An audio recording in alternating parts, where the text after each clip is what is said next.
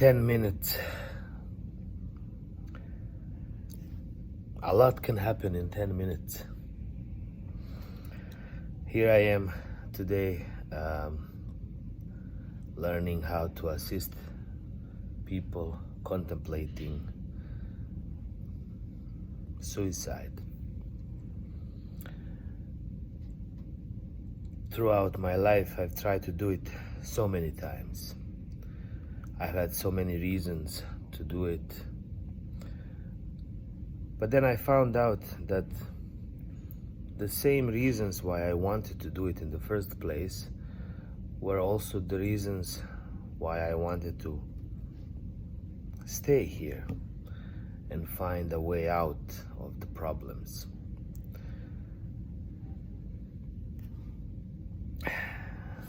What can you do?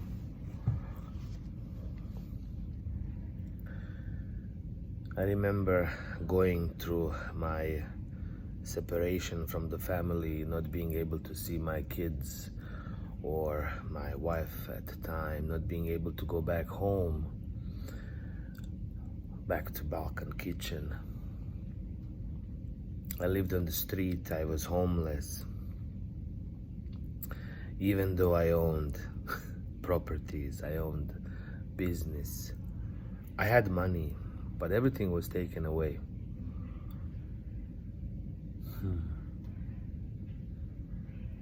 I really struggled finding a reason to continue. In one of the previous videos here on the channel, I remember staying with my friend George overnight. He was doing a suicide watch. For me, I woke up in the morning, shaved, showered, and I made a video about how to survive a night like that. You can scroll back in the videos, find it if you wish. If you don't, it's fine. It was difficult, it really was. Luckily here in St. John's, Newfoundland, we do have many options. There are many places that you can go to and ask for help. One of the places that I turned to was Doorway, which is a walk-in clinic located by Kiddie Widdy Lake here in town. So I would walk from wherever I was staying to that place daily just to check in for an hour and talk to someone about it. A lot of times, all you really need is for somebody just to listen to you.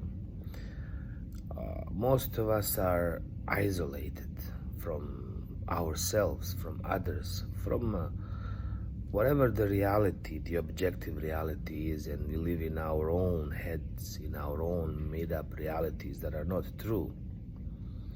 I mean, they are true to us and they certainly feel true. But the moment you start speaking, you realize how everything seems to be false. One of the main components of the training that I'm doing right now in this suicide prevention program is the acknowledgement, that you are actually thinking of suicide, that you are contemplating killing yourself for the reasons only known to you, of course, because others don't really understand or know the reasons why you would like to do or want to do something like that. So the moment you even say out loud that yes, this is not okay, is the moment you start healing and the moment you realize that you need help. There are 3 steps to this. One is this just acknowledgement of the problem. The second one is basically talking about it and hashing out the situations that led to it. And finally, the third step is coming up with a safety plan, coming up with solutions to it. I suggest that everyone try to do this program that I'm doing right now because it helps you. In the program, we did this scenario in which a young woman was standing on the bridge and she wanted to jump because her kids were taken away from her. And I was asked to try to help her, which I did successfully thanks to the training that I have done. Nevertheless, I realized that as I was approaching her, there were two lives I had to save. One was hers and the other one was mine. Because you realize that if you are unable to help, you also get affected by all this. This scars you for life. Whoever decides to do something like that will affect everybody else around them. This is why it is important to understand that your problem is my problem. I don't believe in anything that is individual accountability and responsibility. I believe in collective accountability and responsibility. Of course, trauma is not your fault, but healing is your responsibility, and we all have to heal together. Look at the example of terrorism, for example. If somebody is upset about something and they decide to take somebody else's life, no amount of your own reasoning will affect them. They've already made up their mind to do it. So it's very important to understand why people are doing what they are doing. We do not live alone. We are all together, so everybody affects everybody. It's very, very important.